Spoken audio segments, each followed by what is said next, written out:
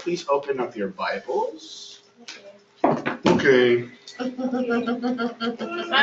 starting to lose my spark from loving this class. You're losing the spark? Yes. Oh. I don't know if it's because it's just getting. It's me. No, it's never me. you. It's me. I'll just accept it. Okay, I will. I'll stop. All right. Let's go into chapters 4 and 5. And we're not really going to read through it. I'm just going to tell you what it is, because we got to go through a lot of text today. And there's one big text that I want to go into. But let's go into Ezekiel 4 and 5, everybody. It's on page 1033. What page is it, Bethany? That's me up. Ezekiel 4 and 5, okay? 1000 what? Mine's on 497. Mine. Is it study Bible and the first 4 pages is telling you what they're going to be about? Yeah, I still have that. I still have this in my room. Things to do, things to think about. The outline. Do you have a timeline in your Bible? I have a very large timeline. Okay. Help me more this class. So symbolic actions. This is what chapters 4 and 5 are about, and they focus on one particular message, which is the impending destruction of Jerusalem. Okay. Yeah. Now, Ezekiel is in Babylon somewhere near an irrigation canal known as the Kabar River. Okay. He's nowhere near Jerusalem. He's with the exiles. Okay. Now, you know that letter in Jeremiah 29, the whole message about Jeremiah 29? He's probably writing to that exile group with Ezekiel, okay? Letting them know what? What did Jeremiah let the people know who were exiled? What did he tell them in that letter? To have families. To have families, to live your lives in Babylon. Why? No. In the distant future you will, but not in the near future. And that was the message of the false prophets, right? So the whole idea of Jeremiah's message in chapter 29 is this: live your lives in Babylon. Start businesses, get married, and stuff like that. Why? Because you're not going to go back to Jerusalem. Now, why is that? Because Jerusalem is going to get destroyed.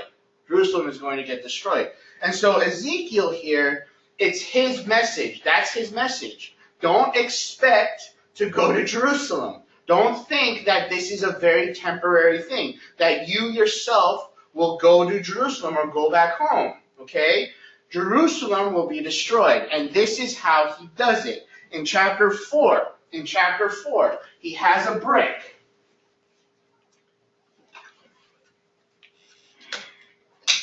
In chapter 4, he has a brick.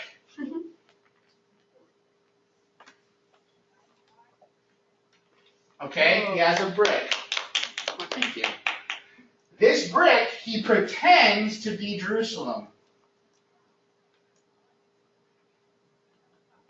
And you know what he does? He plays war, just like a 5-year-old kid. He plays war, and he creates sieges around Jerusalem. What are sieges? Sieges are like these giant fortress contraptions that surround a city, and they have soldiers in it, and they go close to the city walls, and the soldiers come out of the tower, these siege towers and stuff like that. So what he's doing with this brick is he's playing war. He's playing war around the brick, okay? Now, this man, he's a priest, okay? He's an old man. He has a beard, and he's playing war around Jerusalem, okay? When you see this old man doing that, the first thing that comes to your mind is, this guy's crazy. He's not Bethany's grandfather. He doesn't, it seems like he's off kilter, if you will. What would compel someone to do, what would they do when they see this image? They probably go to that go to that person that's doing it, is like, Ezekiel, what the heck are you doing? Oh, I'm glad that you asked. This brick is Jerusalem, and he's gonna get destroyed. I was like, oh, thanks, you suck. So that's the symbolic action in chapter 4, okay? The next symbolic action, all right? Ezekiel, he has a very important nose. Ezekiel probably had long hair. Blowing back with this. Yep. Okay. In the wind, in the Babylonian wind, you know, in his Babylonian convertible. Okay. Why does he look like he's doing this? No, it's okay. No. You brought it. You brought I it. brought it up because I loved it. Oh, there you go. All right. Anyways, he has long hair. He has long hair. What he does, he cuts it. As a matter of fact, he shaves off his head. He shaves it off, okay? And he collects the hair. He collects the hair, okay? And with that hair, he doesn't donate it to Locks of Love. What does he do? He chops it up. He chops it up into 3 portions. 1, 2, 3. He chops it up into 3 portions. The first portion, he burns. The second portion, he hacks and cuts. Well, he cuts it up more. Yeah, he cuts it up into tiny pieces. And then the third, he just brushes it away in the wind. Exactly. Extremely weird. So you see this, and imagine just these exiled people doing their own thing. You see this in the middle of the marketplace. You see this old man shaving his head. He cuts up his hair. He divides it into 3 portions. 1 he burns, 1 he cuts up, and 1 he throws away in the wind, okay? It's not this special hair miracle product. What is he doing? Everyone's looking at him. Ezekiel, you told us this horrible message about Jerusalem when you were playing war. What is all this about? I'll tell you guys. My hair represents all of Israel, especially in Jerusalem. A portion of the people of Israel will be burned up. A portion of the people of Israel will be hacked up into pieces. And then the other portion will be thrown into exile. That's the representation of the hair. All right? But all these things, what is the first word in your mind when you see this old priest-like person doing all these things? Senile. Crazy, senile, very good. It's out of the norm. It is out of the norm. It is out, it's crazy, okay? This is an aspect of effective communication. You'll remember these things. You'll talk about them over the water cooler kind of thing. You remember that old guy who played war with Jerusalem and this and that? What was that all about? This is all symbolic action. But the message is to let them know that Jerusalem will be destroyed. Yes. This reminds me of. Were you ever here when Brian Barcelona spoke? No, but I know of him. Really? I remember him.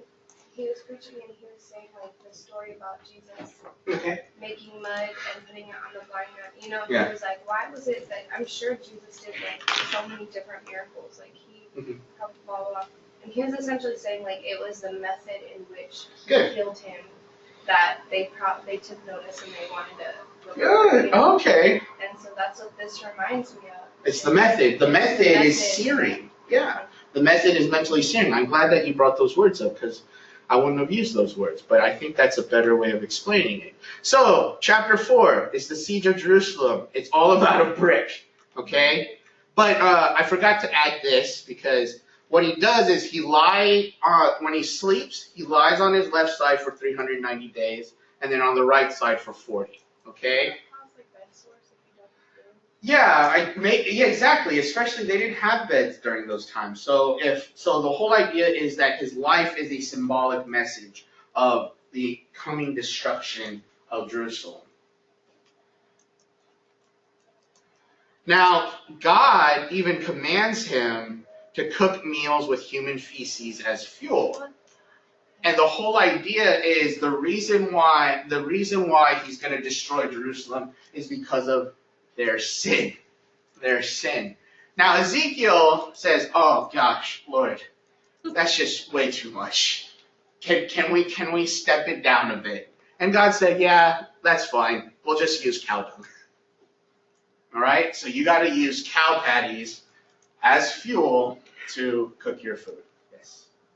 Anytime I hear people like doing something really crazy, Yeah. for like what they believe they heard from the Lord, like this, or like when people get like married because they know it's of God after meeting for like 3 days. You know what I mean? Like, I always immediately think if the Lord had said that to me, and I don't know if I would probably be like, this is not the Lord. Good. You know, like, Yeah. I just couldn't imagine the Lord saying, I mean, not that he doesn't, but Right. it's just like, I couldn't imagine what it would feel like Okay. to think I heard the Lord saying something so outrageous. No, that's a healthy way of discerning if it is the Lord or if it's not of the Lord. When we have these symbolic actions, you need explanation. They demand clarity. They demand clarity. And so what provides that clarity? Preaching.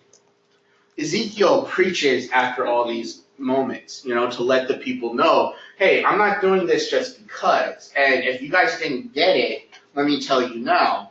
And his message, going back to his message, Jerusalem will be destroyed, So there needs to be clarity when God's divine movement happens. And it goes back to the book of Acts. The speaking of tongues. Okay? That's a great, awesome God sign, right? But what happens after the speaking of tongues? There was clarity because the people had no idea what was going on. And so Peter comes up and said, well, let me tell you what's going on.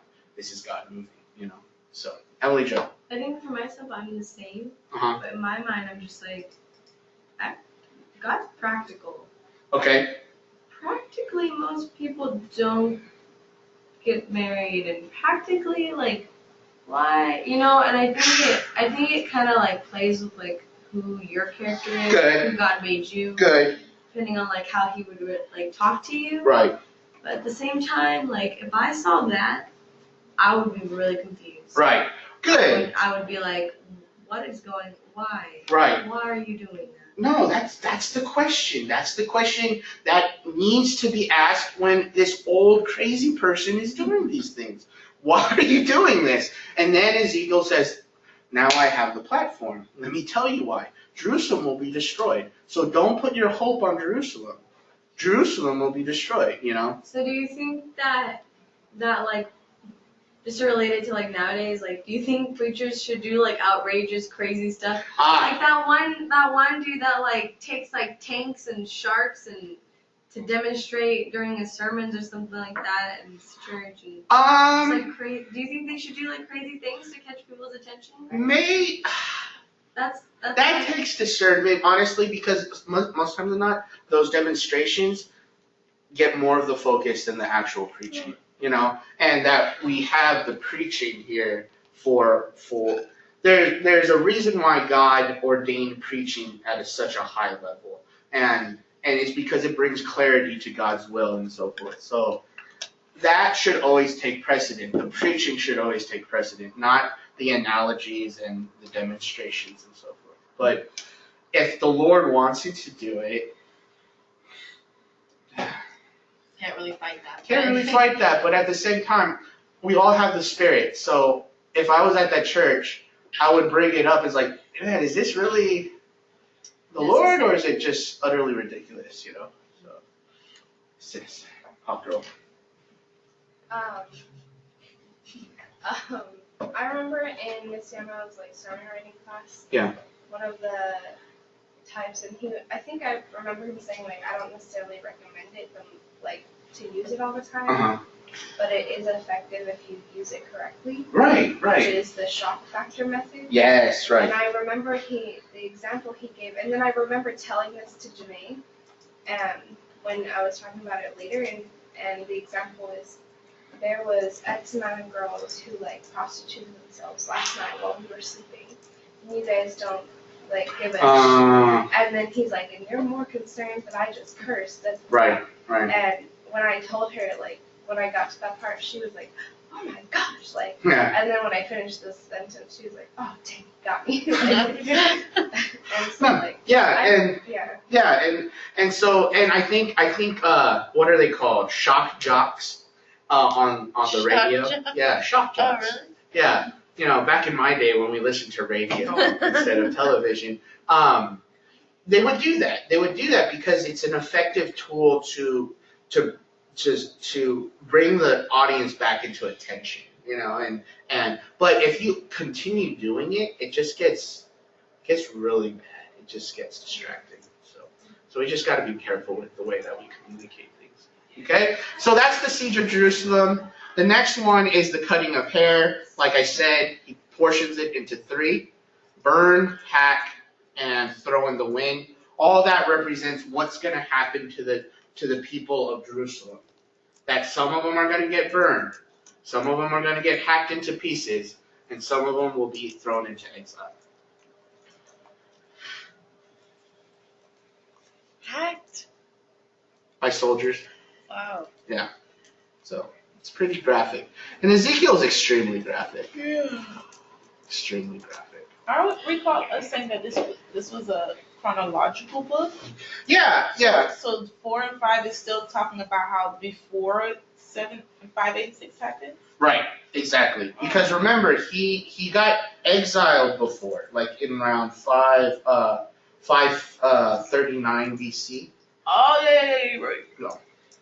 Because he was the second. Exactly. Very good, Brennan.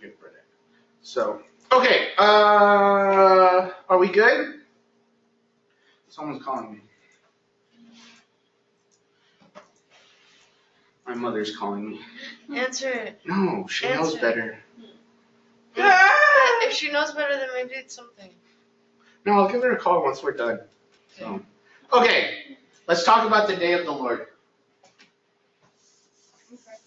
The day of the Lord.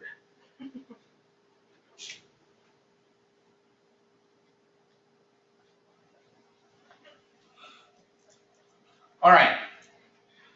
Well, based on what you guys know and what Professor Morgan told you and all the other things that you've heard about the day of the Lord, what is the day of the Lord? Sabbath comes back. Oh, what?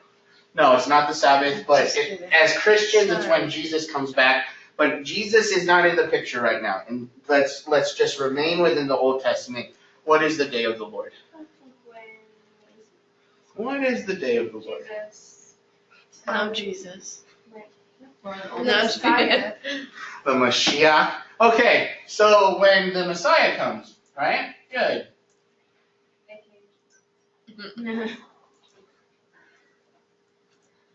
Another way of saying it is when God comes on earth, okay? When God manifests on earth eternally, okay? And so there's a pro-Israel understanding of it, and that pro-Israel understanding of it is this. When the Messiah comes, Israel's enemies will be no more.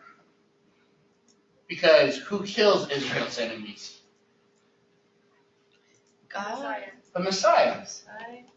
The Messiah is a Davidic king. He's part of the Davidic line, and just like David, he's a warrior.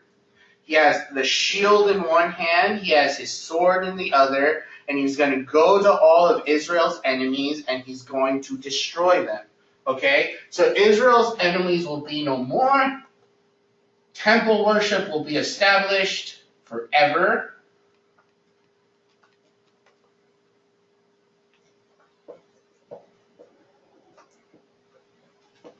Okay? And then God will dwell with his people, therefore, forever. Beautiful day, right? Okay, so that's the whole idea of the day of the Lord. It's a pro-Israel moment where All of Israel's enemies will be gone. Temple worship will be established forever. And because it's established forever, God will dwell with his people. Okay? Good. So, there's that. This is pro-Israel idea. The prophets have a different idea. The prophets have a different idea.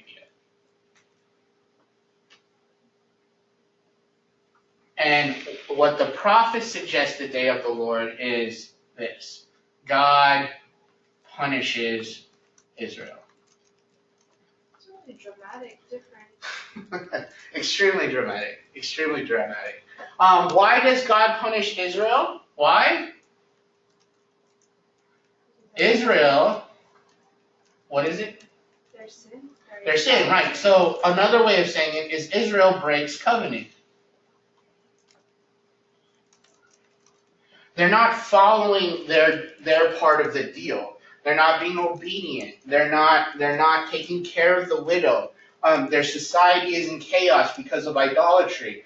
Israel is breaking covenant. That's why God punishes them. How does God punish them? Invading foreign nation.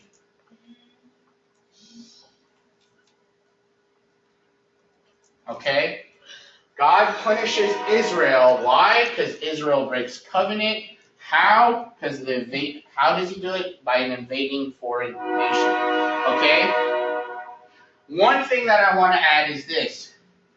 This is temporary. It's not going to be the final day. It's not going to be the final day. This only happens temporarily. God only punishes temporarily. Okay? In this life, I should say. There's something else when we go to hell. Anyways, but God, this day is a temporary day. Okay? So that's the difference between this pro-Israel day of the Lord and the prophet day of the Lord. Okay? So whenever you hear the day of the Lord with the prophets, it's always going to be this one, that he's going to punish Israel. Okay? So, in the text of Ezekiel, we'll go into chapter 6 and 7, okay?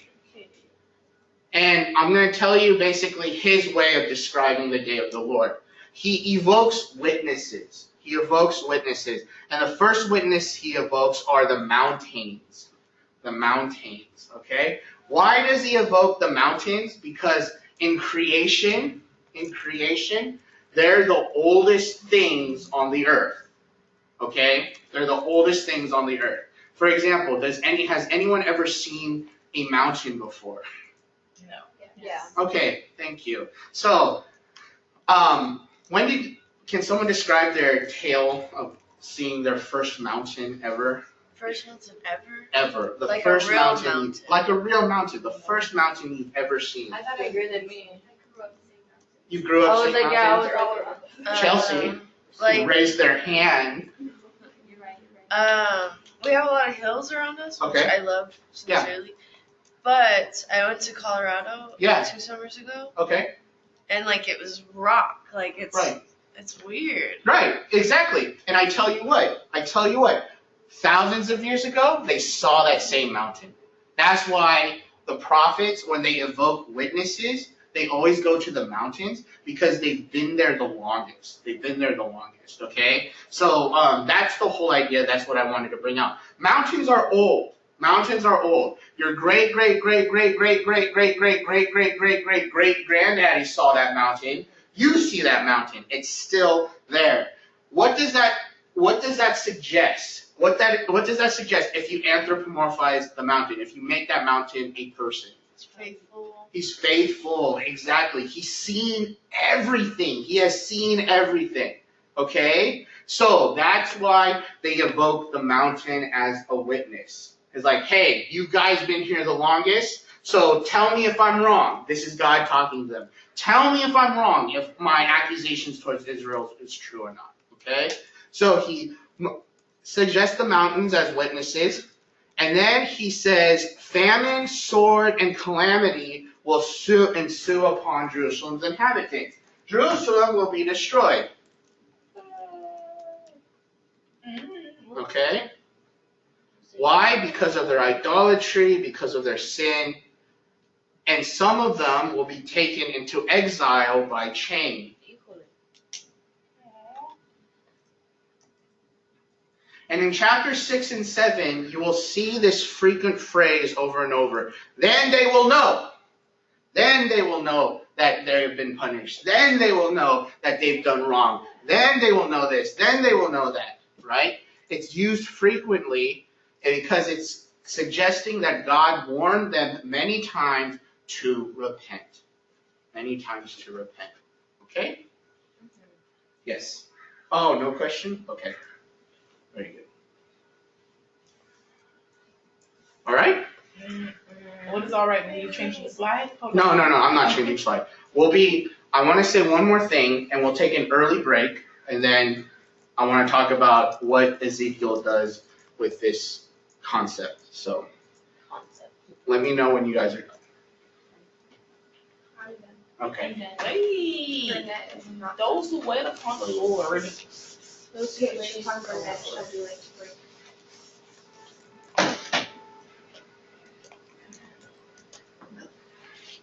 We went to a concert last night. Did you know? Yeah. Was it You nice? put it on your Instagram. Yeah, we're friends. He shouted me out. Has anyone ever had shabu before? Shabu, yes. Went there yesterday. I went to a place yesterday. What is it? It's basically, barbecue. I guess it's Japanese though. No. So what it is it's thinly sliced raw meat, Yes. and then they have a pot of boiling soup, Oh, and you dip the meat in, and it cooks. And man, I've heard. exactly right. But what? I'm just. It's like you think that you won't be full by it because it's so thin, but boy howdy, you're full by it. Maybe it's because you're eating. Because I know like it takes like 20 minutes for your stomach to register that you're full. So maybe they're the deceiving slowness you? of eating, it like I don't because want you know that. how when you eat too fast Yeah. you feel like super heavy or Right, full. right. It's because you could have stopped sooner, but it took too long to like realize you were actually full. I'm not a So big you fan of kept that. eating.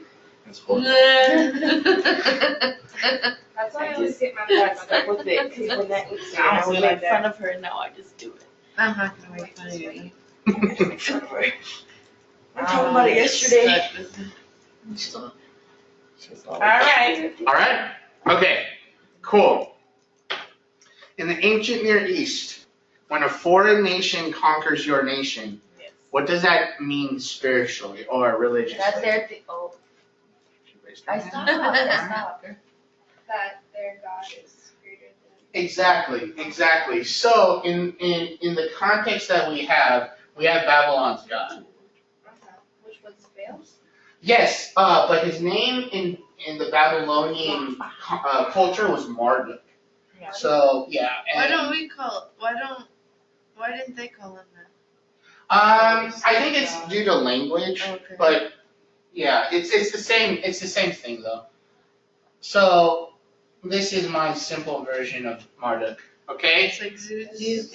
Yeah, he's the lightning the bug. lightning god. Yeah, but his job is the rain. He brings the crop rain, right? How does he show himself? He throws his spears, his lightning spears, right? And then we have Jerusalem. Tiny baby Jerusalem. 6 pounds, 8 And ounces.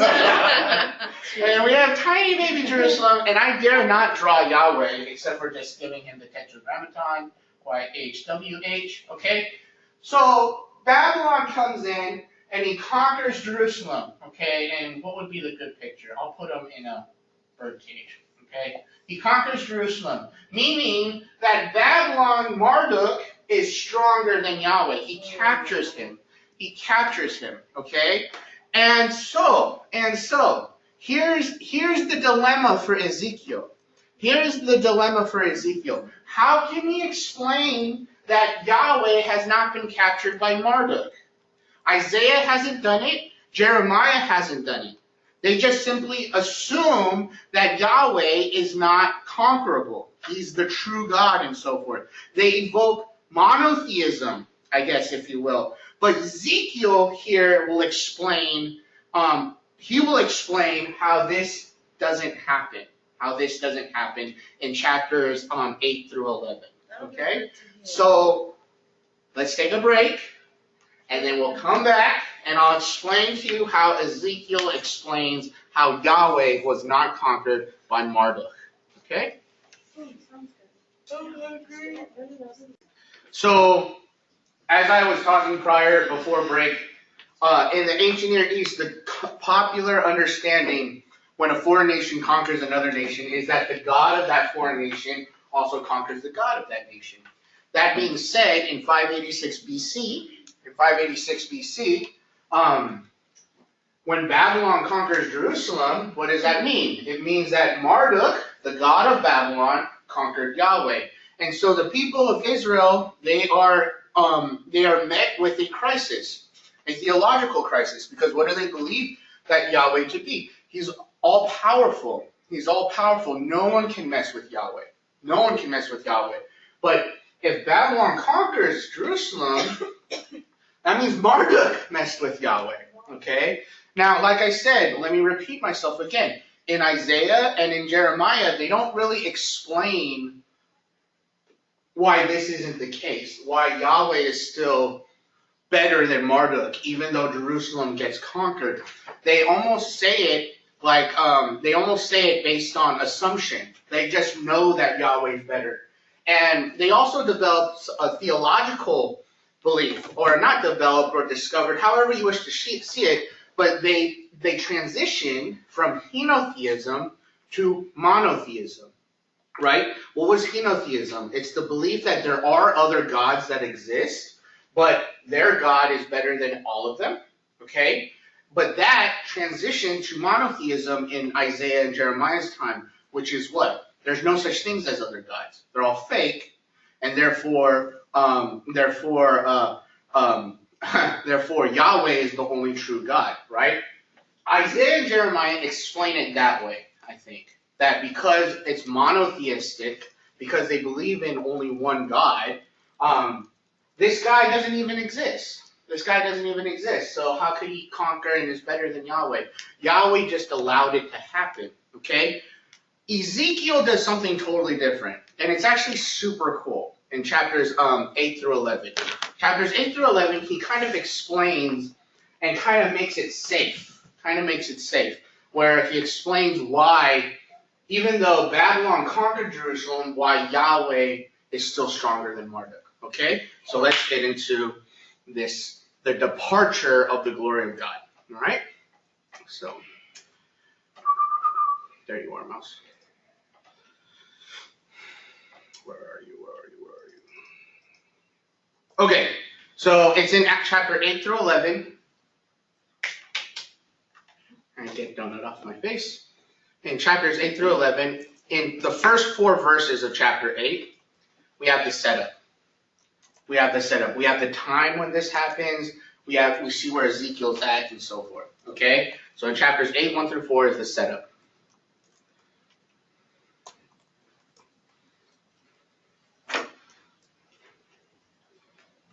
Okay?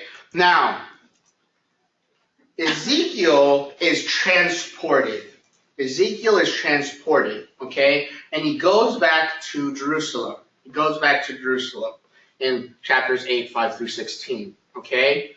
And he sees like a spiritualized form of Jerusalem, all right? And he sees a spiritualized form of Jerusalem. I said that. He sees a spiritualized form of Jerusalem and the temple. That's what I'm trying to say. And there's this really nasty, disgusting stain of Jerusalem, okay? And it is the public and private idol worship. He sees that, okay? Public and private idol worship. What does that mean? In the temple, they celebrate and worship idolatry, and in the homes, they celebrate and worship idolatry. Okay? I have a question. Yes.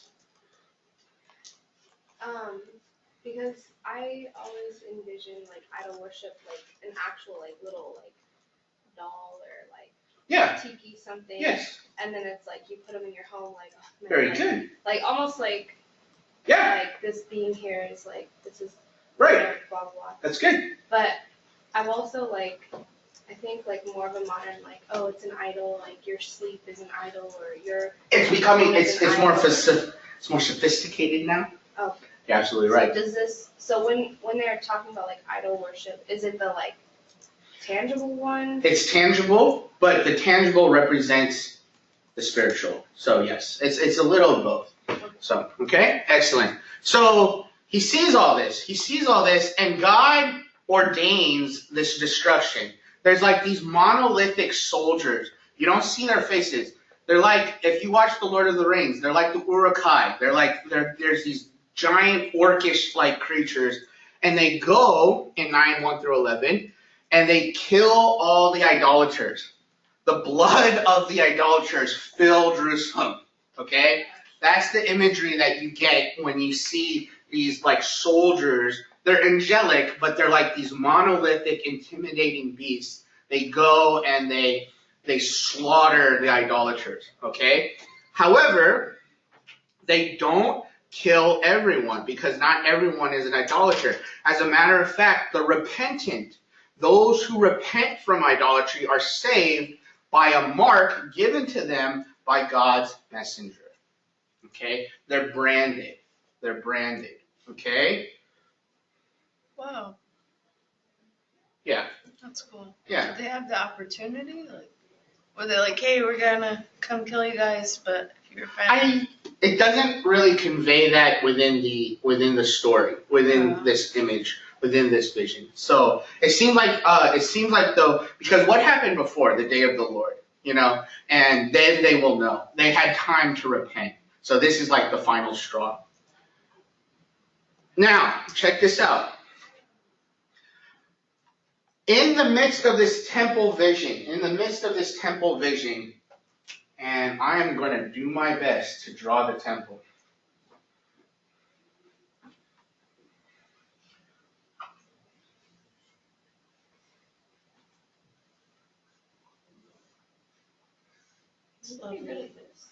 Thank you. Okay, so imagine this the temple. All right. Who clapped? Thank you. All right. So, this area here is known as the threshold.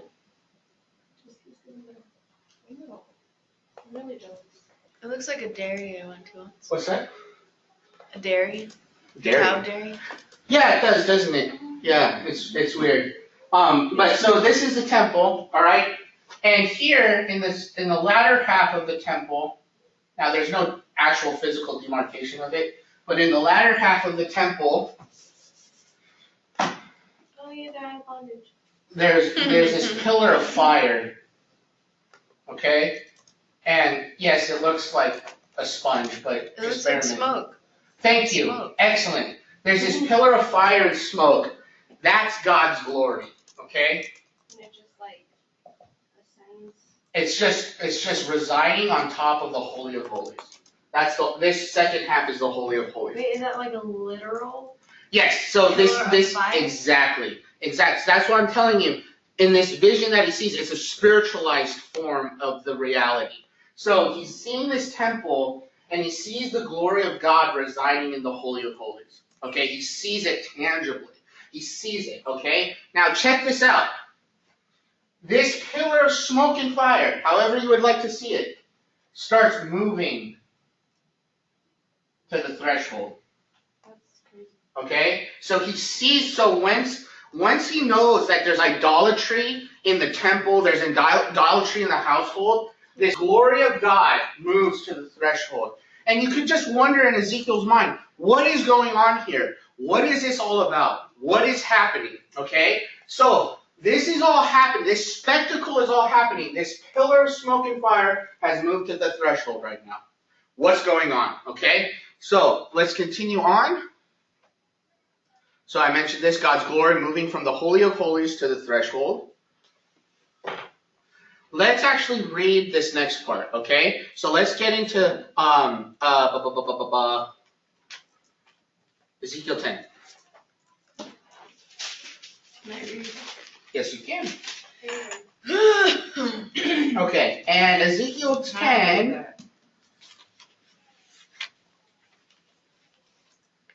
Let's read beginning in verse 15, okay? And I actually want you to read all the way towards the end of the chapter, okay? So you're going to read a lot, but read slowly so that we all get all the details. Do you guys have a accent you want me to use? Do a southern accent. Southern? Oscar? Is that okay with you? Do mine. Oh, no. It's just Australian impeccable. If it doesn't distract, all right, go all the way to 22. Maybe I'll just do my regular accent. The cherubim rose up. These were the living creatures that I saw by the river Chebar. When the cherubim moved, the wheels moved beside them. And when the cherubim lifted up their wings to rise up from the earth, the wheels at their side did not veer. When they stopped, the others stopped. And when they rose up, the others rose up with them. For the spirit of the living creature was in them. Then the glory of the Lord went out from the threshold of the house and stopped above the cherubim. The cherubim lifted up their wings and rose up from the earth in my sight as they went out with the wheels beside them. They stopped at the entrance of the east gate of the house of the Lord, and the glory of God of Israel was above them.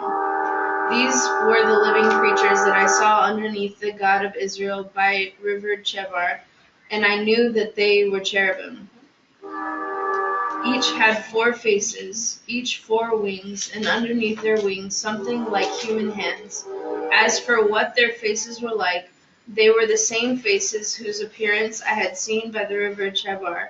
Each one moved straight ahead. Oh, so okay, they came to him again. Yes, very cool. And what is them? What is them that came to Ezekiel? We call them cherub here. I forgot what the no, that's seraphim. I forgot what the cherub are here, what it literally means. But now check this out. Here's what's happening. All right. I'm not going to go into detail, but before the threshold. Now, where is God's glory? No, it's not in the Ark on the Covenant anymore. It's not in the Holy of Holies. It's over in the threshold. Okay? Now, then there's these angelic figures. How many are there? 4. Excellent. Is 4 like a good difference? Because you know how like 40 is bad, or like 2 is destruction, Right. 7 is completion. What's 4? It's the corners of the world. So it's all of creation. Remember, what kind of faces do they have?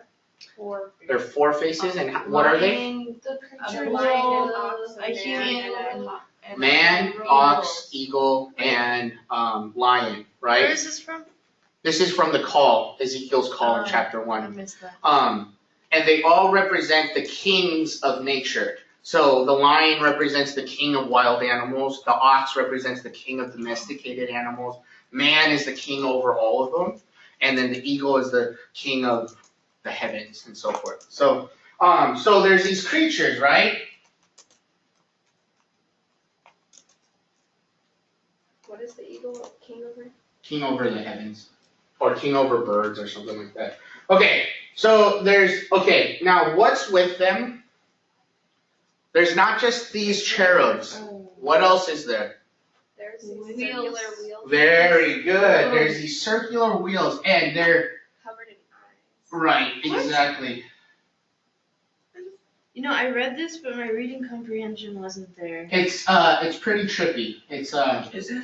one would say Ezekiel, if it was a secular word point, he was on an acid trip because it really looks crazy. But yes. So there's these circles next to these cherubs, right? And they're connected. They have like this connection. Like Avatar, right? They have like this USB connection connected to each other because wherever the cherubs move, the wheels move as well, okay? So if the cherubs move to the right, they go to the right. If they move up, and so forth. So they're connected, okay? Now, check this out. Upon them is a plane, a sheet of glass. Above them is a sheet of glass, okay? Check this out. What does it say about God's glory? What happens with God's glory? It departs, and where does it depart? From the Threshold to where? To the. Very good. So it's right here.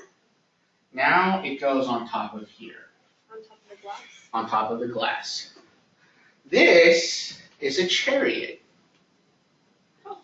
Oh. This is a vehicle. Oh, yeah. Yeah, there's 4 wheels, and there's 4 things powering those wheels, and there's something above it. And God's glory rests upon it. This is a chariot. You see what I'm getting at here? Yeah. Okay? You don't see it? I don't see that hand. You don't see the hand? She doesn't see it. Okay, so what it is here, okay, then maybe it'll be better explained once we finish it. Once God's glory is upon the glass, where does it go? What does it say?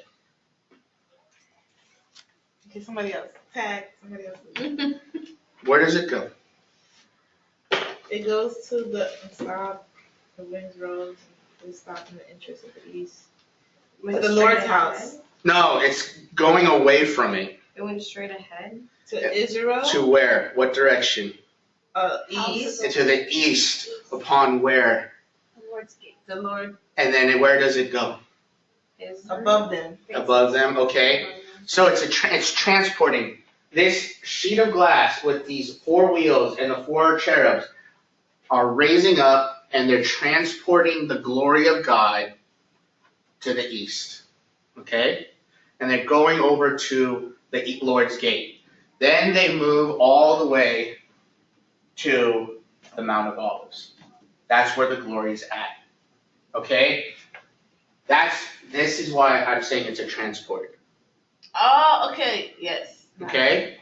So it's basically the spiritual automobile. It's the spiritual version of a car. Okay? God's glory moved from the Holy of Holies to the threshold to this plane of glass. This thing transports it all the way to the Mount of Olives. Okay? So, what does that suggest?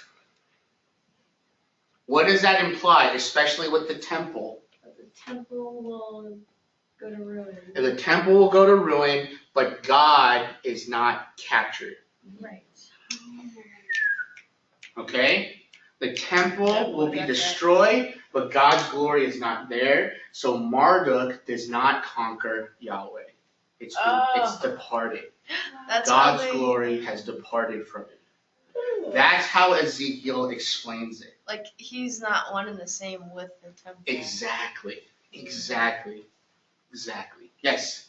So is that story in there for Israel when Israel The exiled people. I really feel that it's directed to the exiled people in Babylon because they don't know anything about Jeremiah. They don't really know anything about Isaiah. And so he's trying to explain to them within the culture, right? Because for them, Babylon is a prevailing figure, you know? So in their mind, he exists in some way. How does Ezekiel explain this? Yahweh has not been conquered by this schmuck. Why? Because his glory has already departed from the temple. It's going to be destroyed, yes, but God will not be conquered. Yes. And what about when Assyria conquered Israel? When Assyria well, remember, where did God's glory The dwell? temples in Jerusalem. Exactly. Oh, okay. Exactly. Well, that makes sense. All right? Cool? Do we understand it now? Yes. All right. So that's what the whole vision was about in chapter 1. With all the wheels, with all these. These are basically horses and chariots. Okay? They are used to transport the glory of God. That's why they look so unique. That's why they look so peculiar. Okay? God is so crazy. So in chapters 10, 1 through 22, God's glory is placed on a quote-unquote chariot. This thing right there. Okay? So are they called whatever? I don't think so. I think there's something else. I have to find that out. And the supernatural brings, these cherubs from chapter 1 return, and they're basically transportation devices. They move the glory. And they're not specifically angels, so we say. Yes, we'll call them angels, just for the sake of argument. But they're not. They are. It's just a different class of angels. Okay. I never knew there were classes. Oh yeah. A lot of medieval people believe that there are, but angels are angels. Let me show you a picture of one person's portrayal of what Ezekiel saw. Ready? Yes, I'm yes. scared. Nope, not ready. Wait, Not is it a student? Wow. I like your shirt. Yeah. It's Picasso / Batman. Is it Alex's? Yeah, Alex gave it to me because I like this. That's great. I've never seen one like this before. Yeah, that's super unique. I like Yeah. it. And then he gave it to me. So that was nice. Okay. You guys ready? Yeah. I'm ready. All right. This is what this person's interpretation of it. Oh, darn. What is that? It's super pixelated. It's a good one. Oh, I was like, A rainbow. So here's the thing. So these are the wheels, Oh. okay? These are the 4 cherubs, okay? This is the plane of glass, and upon it, with the rainbow and the fire, is His glory. I'm scared. That's So that's- rad. I'm that's- gonna get tattooed. So this is an artist's interpretation of the imagery in Ezekiel, okay? So like I said, it's a transporting device. It's a transporting device. That's what this image is supposed to evoke, and and the whole purpose, and I'll say it very slowly, the whole purpose of it is to deport the glory of God away from the temple. And why? It's because Yahweh is not going to get conquered by Babylon. Okay?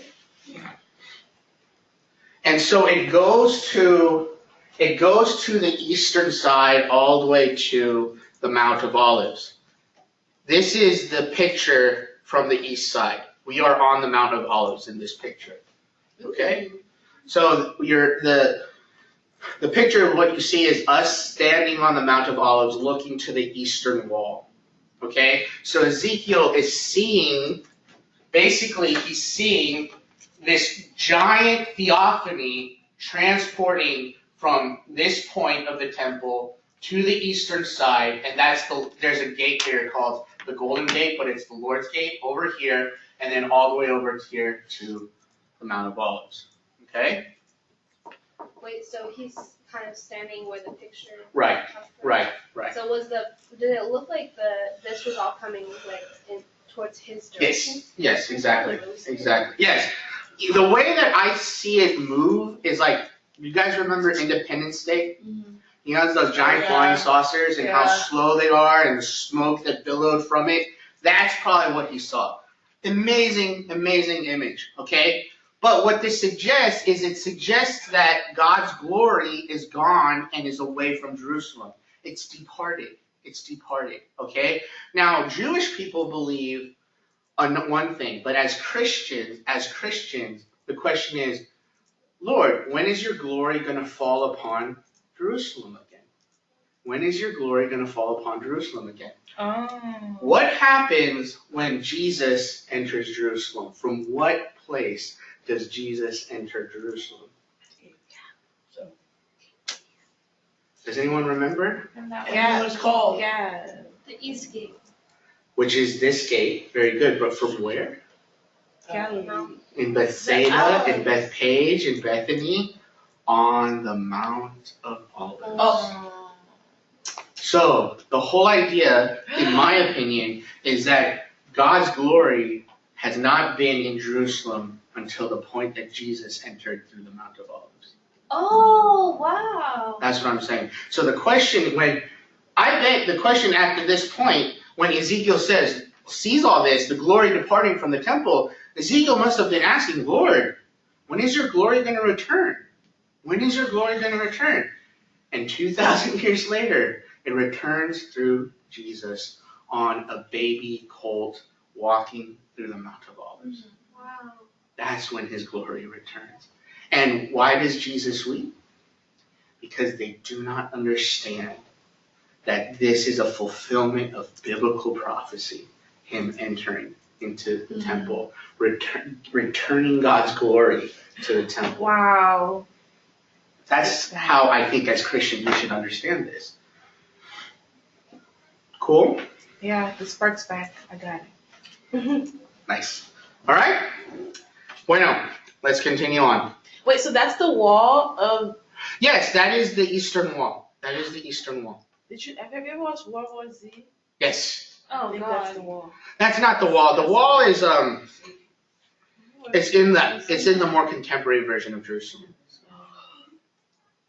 Okay. Let's see. Well, they say that's the wall that Nehemiah built. No, Nehemiah built this outer wall. This is the wall surrounding the temple. That's the one that the families built, right? Isn't that what it was talking about too? I don't think so. Oh, and keep in mind, this is the Dome of the Rock, okay? That's not the temple. Oh, wait, what? Where's the temple? The temple's been destroyed. Yeah. Yeah, Bethany. It's gone. The temple's been destroyed, so. Alright? What do they call it? The Dome of the Rock. I don't know. I can have a guess, but I really don't. So. Okay. Let's see. Okay, we're gonna move a lot. We're gonna get into Ezekiel 22. Okay? Ezekiel 22.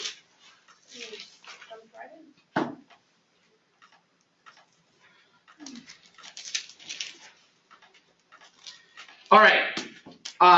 These are the sins of the people of Israel. Okay? And it's a recurring theme. There's common themes to these sins. All right? And there are two common sins. We see this in Jeremiah, and we see this also in Isaiah. There's two common sins during this time. There's the shedding of blood, and then defiling oneself with idols. Now, the shedding of blood, it could mean physically, okay? But most often than not, it's metaphorical. It's metaphorical, meaning that you mistreat others. So you neglect the poor, you neglect the orphan, you neglect the widow, and so forth. You neglect the alien, okay? You mistreat others. That's the shedding of blood, okay? And then you defile yourself with idols. What does that mean? Idolatry, all right? These are the common theme of Isaiah, Jeremiah, and Ezekiel. Idolatry is always mixed with ethical relationship, or your religiosity, your spirituality is always connected with the way that you treat one another, okay? Or how you treat one another. So based on God's law, which we believe is God's perfect word, God's perfect law, if you follow it, the way that you show that you follow it is how you treat one another. You treat one another with love. You treat one another with respect, with fairness, with kindness, okay? That's the whole idea of the law.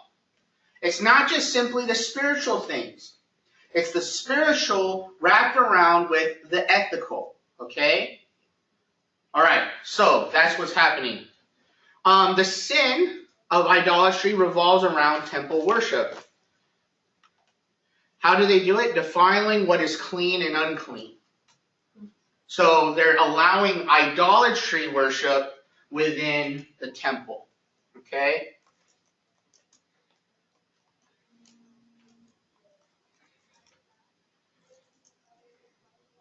And they also, I shouldn't say keeping Sabbath because they don't keep the Sabbath. So don't keep the Right, Sabbath. right.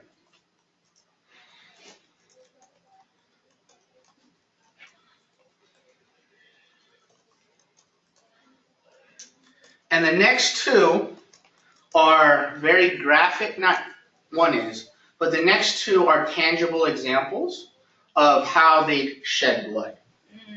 The first one is the objectification and the sexual victimization of women. Can you simplify that in simple words? Basically, they're raping them. Okay. What are you talking about? No. But this is also a message of, this is also a metaphor in a way. Don't get me wrong, it's probably physical, it's probably literal, which is a sad state of affairs. but I think it also expresses that they are objectifying the helpless ones, those that don't really have a voice in their society and so forth. So children are also objectified. Don't think of it sexually, but in regards to that imagery of sexuality, it's very intimate, it's very personal. So and because of that, it causes a lot of emotional scars. It cuts deep. That's what I'm saying. Their crimes cut deep. Okay. And then the other shedding of blood is financial sins. Financial sins, where the whole idea is, remember in Isaiah's time, in that culture, when they were taxed, what did the rich people do to the poor people? They raised prices so that they couldn't afford things and so forth. That's the financial sins that I'm talking about. Okay.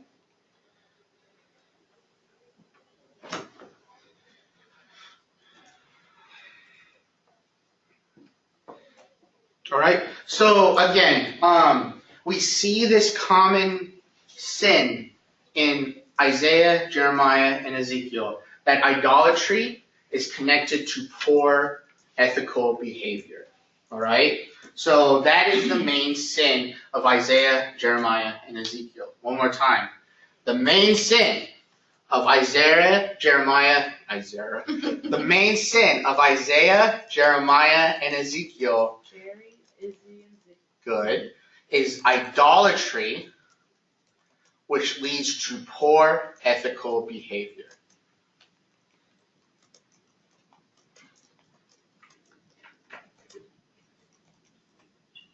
Can you repeat that again? I just wanted to hear it. The main sin of Israel in Isaiah, Jeremiah, and Ezekiel is idolatry displayed with poor ethical behavior.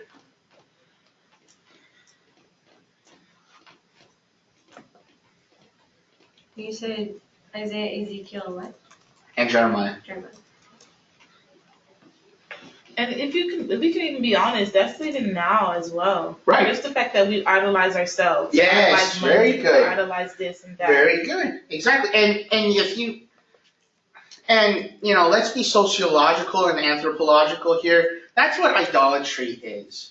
Idolatry is worship of the self. That's what, in essence, idolatry is. Primitive idolatry, we connected it with particular characteristic and traits from nature and so forth. Like, for example, the person that brought rain, and he wields a lightning bolt spear. That's powerful. I want to resemble that. I want to look like that. And so it's really a worship of the self. So if you want to write that down, that actually sounds pretty good.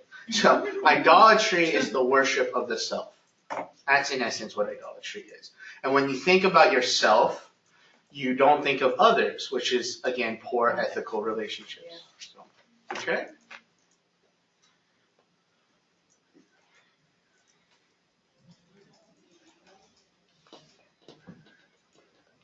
Okay.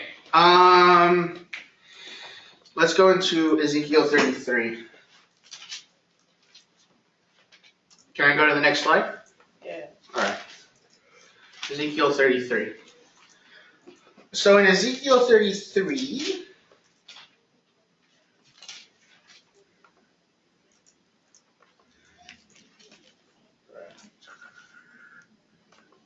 let's begin in verse 7. Let's begin in... No, I'm sorry. Who wants to read 1 through 6? All right, go for it, Cynthia.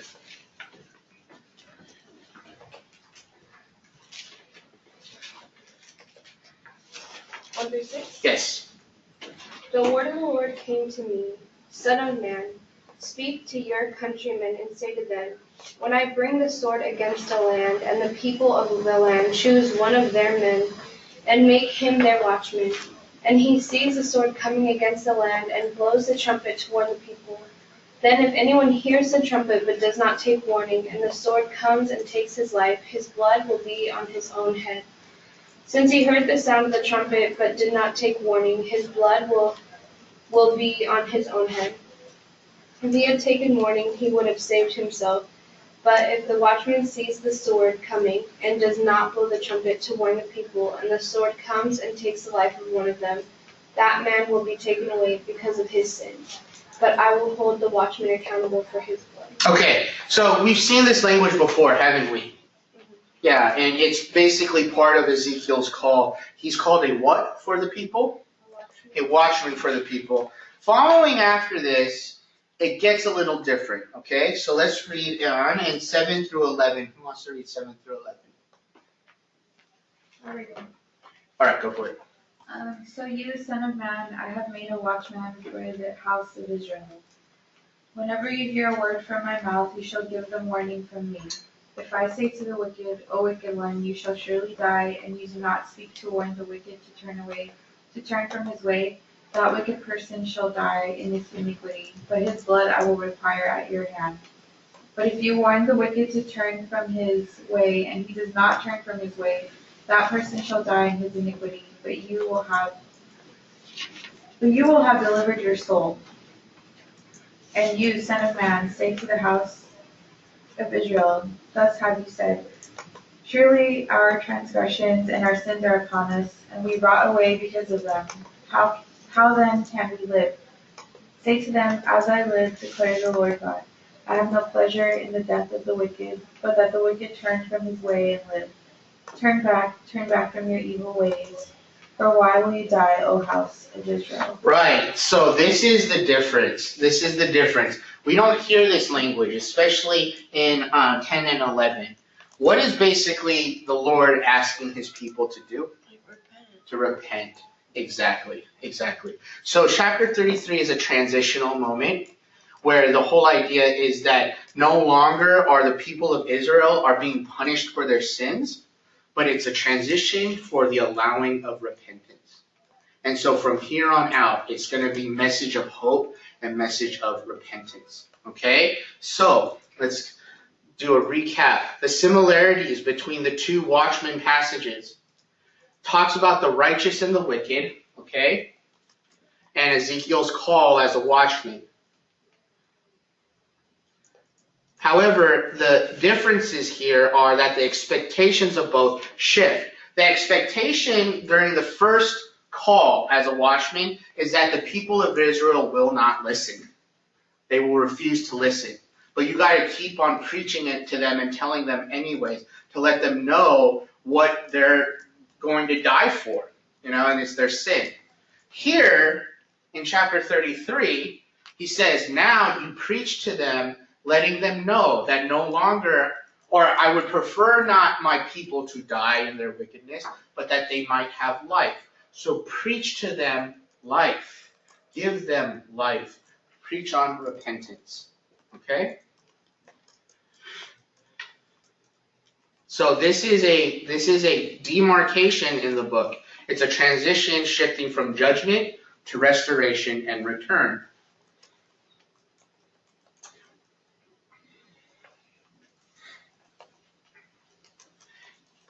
Politically speaking, this is probably during the time when Babylon's power is starting to fail. And that Persia is going to come in. Okay? And what happens when Persia comes in? What does the king of Persia do? He sends them back. Right? Yes, very good. That's exactly right. So the whole idea is that there's this time of return and restoration.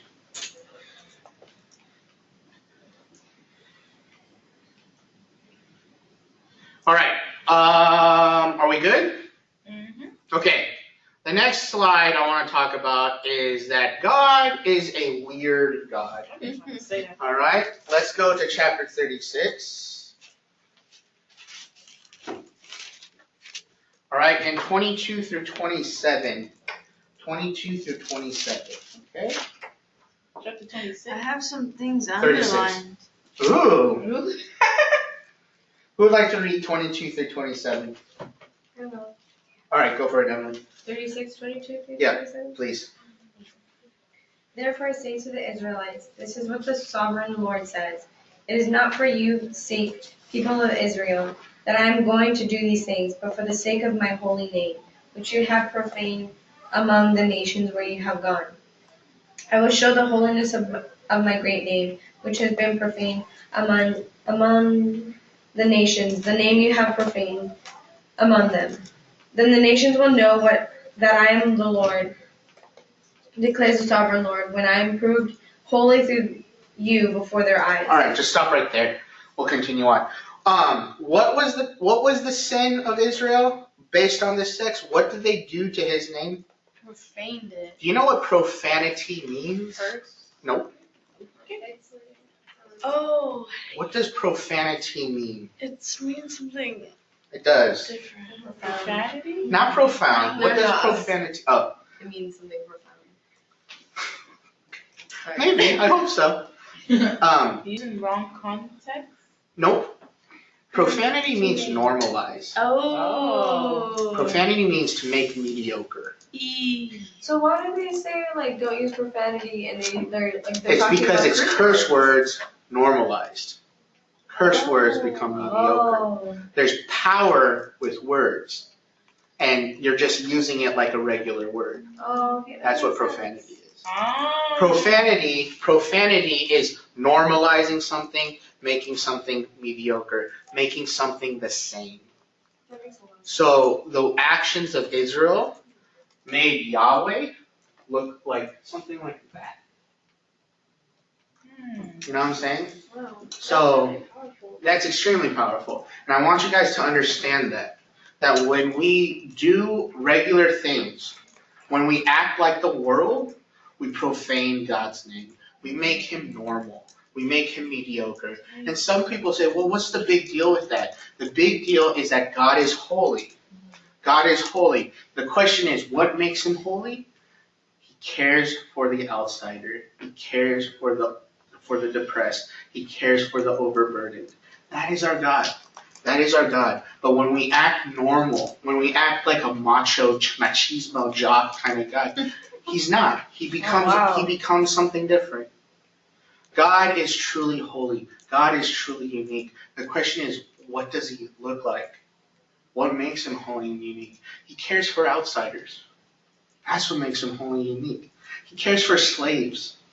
He cares for children that are hungry. He cares for people that the world doesn't even care about. That's what makes him holy. And if we just act like whatever we want to act like, you know what I'm saying? You know, we profane it. We profane it. That's good. Okay?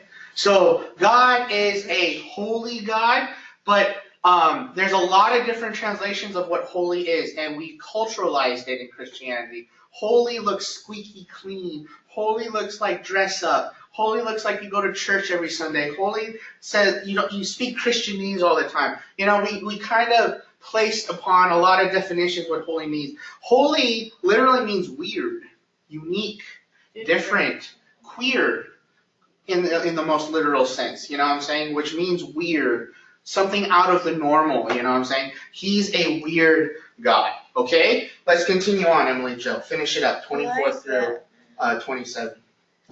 For I will take you out of the nations. I will gather you from all the countries and bring you back into your own land. I will sprinkle clean water on you, and you will be clean. I will cleanse you from all your impurities and from all your idols. I will give you a new heart and a new spirit in you. I will remove from you your heart of stone and give you a heart of flesh. And I will put my spirit in you and move you to follow my decrees and be careful to keep my laws. Okay, so before I continue on, did you have a comment, Chelsea? Did you say something? Did I interrupt you? No, just earlier. Oh, okay. But I liked that. Amen. So, what is God going to do? What makes him weird? What makes him queer, if you will? What makes him unique? What is he going to do based on what Emily Jo just read right now? He's going to cleanse them. He's going to cleanse them, But but he's also going to Go ahead. disseminate them. Exactly. In a way. The whole idea is the Spirit, Yeah. the Spirit of God that is reserved only for himself. Only for himself, he gives to his people. He shares it. Something that was exclusive only to God. Something that was only reserved for God. He's going to give it to his people. He's going to give his Spirit to his people. That's what makes him weird. That's what makes him unique. No God would ever dare do this. Why would I give my very essence to creation? That's stupid. That makes them similar to me. And God says, I'll do that. That's what makes me holy. That's what makes me unique. Okay? And what is this power? What will this power do to the heart? Soften. Give it a heart of flesh. What is it? Soften. To become from what to what? Stone to flesh. What is that? What is that? A hard, stubborn heart. Can stone become flesh? No. Not in our reality. What does this sound like? Transformation. New creation. We're going to be something totally different. By having this Spirit dwell within us, we're going to have something totally different. We're changed. We're changed. Okay? So, but the other unique thing is return. He's gonna allow his people return back to him. Okay? He doesn't have to do that. There's no right for him to do that. He says, man, you screwed up. You screwed up the first time. I don't want to deal with you guys anymore. A lot of people act like that, right? Yeah. God says, no, I'm different. I'm going to bring you back. Okay? Praise the Lord for God. Praise the Lord for God. So. Does that mean you're weird because he's weird? Yes. I've always felt Weird. Yep. I think in many ways, like for example, oh my gosh, is it already time? No! Let me finish these 4 points, okay? 4 points. So, weird God. Holy means absolutely unique. Absolutely unique. Going back to what you're saying, if I'm weird, is it because he's weird? In certain ways, like in regards to your relationships, right? Would you prefer forgiveness over holding to your rights? Do you want people? No, not all the time. Not all the time? No. I told Joey, or Pastor Joey this once, but like, I always, whenever I hear news about, like, I don't know, something crazy, like, someone kidnapped, like when that one guy, he was a bus driver and he kidnapped those people. Yeah. And he had them like locked up in the basement and everything, and then they got out. When I first heard it, I was so like, oh my God, this is crazy.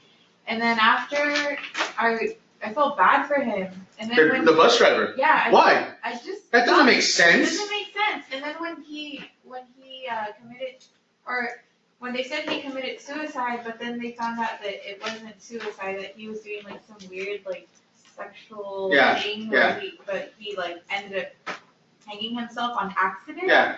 And I was like reading people's comments, and people can be so ruthless in their comments and stuff, but that person deserves to die on that. At first I was like, well, like that's terrible, it's gross, blah blah blah. But then I don't know, maybe like a couple minutes later, I felt like this weird compassion for him. No, you shouldn't feel compassion. This person deserves to go to hell. This person's disgusting. For every person, like every weird and like crazy like news I read. But you know what? I think that's God's weirdness reflected through you. That's cool. Yeah. So, like, I understand where Anna's coming from because I could be that way too. Yeah. But when it's on a personal level, it's a whole different story. It's a whole different dimension, and isn't it? I know those people personally, right. Or I know the little situation that's going on personally, right. And it's different. Right. Like, I have the hardest time saying, right. you know, like, right. You know what I mean? When no, it's on a right. personal level, it's so different. You're but when it's right. like about like the different things like that you read or see, it's like, well, have compassion on the guy, you know, like, but it's but when so like different for me. I want to reflect what makes Jesus holy is that very nature. All the disciples betrayed Jesus. Yeah. All the disciples. What makes Judas and Peter different is not because of Jesus. Because I guarantee, if Jesus didn't go to the religious leaders to say, I don't want this money, you take it, and went to Jesus, he would have gotten forgiveness. You know what I'm saying? Yeah, Judas. Oh, totally. And so the whole idea is like, you were so close to me, Judas. You were so close to me that you you knew that the way that we knew each other is by kissing me. You knew me to that point. Yeah. But Judas, if you came to me, I would have forgiven you. You know? And because he did that to Peter. He denied the man 3 times, you know?